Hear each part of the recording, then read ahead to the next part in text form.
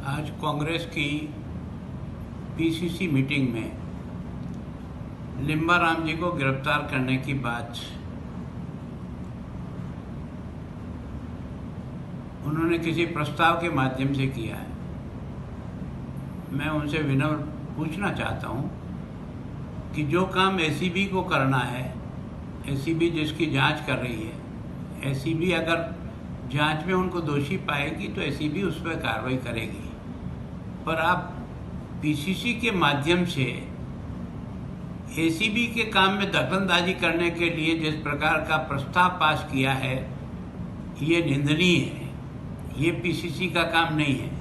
और पीसीसी का ये भी काम नहीं है कि गोविंद सिंह डोटासरा के द्वारा किए हुए अनियमितता के काम की आप क्लीन चिट देकर के उनको निर्दोष साबित कर दो। मैं आपसे जानना चाहता हूँ और जनता आपसे और मुझसे इस बारे में पूछेगी, आरएस के इंटरव्यू में जो कुछ हुआ वो एक जांच का विषय है। जब भी जांच होगी उसमें प्रमाणित होगा क्या कमा है। लेकिन जो सर्टिफिकेट ओबीसी के दिए गए हैं उनके ब्याही के द्वारा, कोई रमेश चंद्र नाम का कोई व्यक्ति है जो डीओ के रूप में पद पे था और उसके बच्चे ओबीसी में नहीं आते क्रिमिनल के अंतर्गत, गलत सर्टिफिकेट के आधार पर आपने उसको ओबीसी में चयन कराया। यह जो है इसको किया वो निंदनीय है। मैं सोचता हूँ कौन दोषी है, इसकी कार्रवाई तो जो एसीबी को करनी है वो अपनी कार्रवाई करेगी, वो अपना काम करे। आप उसके काम में प्रेशर टैक्टिक्स का बहाना लेकर के और लिम्बाराम जी का माध्यम लेकर के और आप डोटासरा जी की इतनी बड़ी कमियां जिसके कारण से वास्तव में इनके समधी को जेल जाना चाहिए और जांच होकर के ओबीसी में आता नहीं उसको ओबीसी बनाते हो। जो आरपीएससी में ओबीसी का लाभ लेकर के चयन हो जाता है उसकी जांच होना नहीं है। जो गलत ट्रांसफर आपने किए उसकी जांच होना नहीं है। आपने गलत समय पर बिना पोस्ट के वैकेंट होते हुए भी किसी आदमी को पोस्ट क्रिएट करके प्रमोशन कर देना और फिर उसके बाद रिटायरमेंट हो जाए।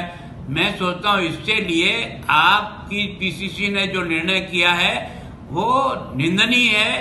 कृपा करके वो काम करो जो आपके अधिकार में हो। इसके लिए तो आप क्लीन चिट दे रहे हो पीसीसी कि डोटासरा पूर्णतः निर्दोष है। ट्रांसफरों के लिए आपने आदेश दिया है कि 14 जुलाई के बाद अगस्त तक करना है। उसके पहले जो सैकड़ों ट्रांसफर आपके इस शिक्षा मंत्री ने कर दिए और लोगों को इधर से उधर लाकर पटक दिया, किसी को पोस्ट की वेटिंग में कर दिया, किसी को अगेंस्ट में कर दिया, किसी को सब्जेक्ट न होते हुए भी कर दिया, उस अनियमितता की जांच होनी चाहिए। उस पर भी आप क्लीन चिट देने का अधिकार रखते हो पीसीसी।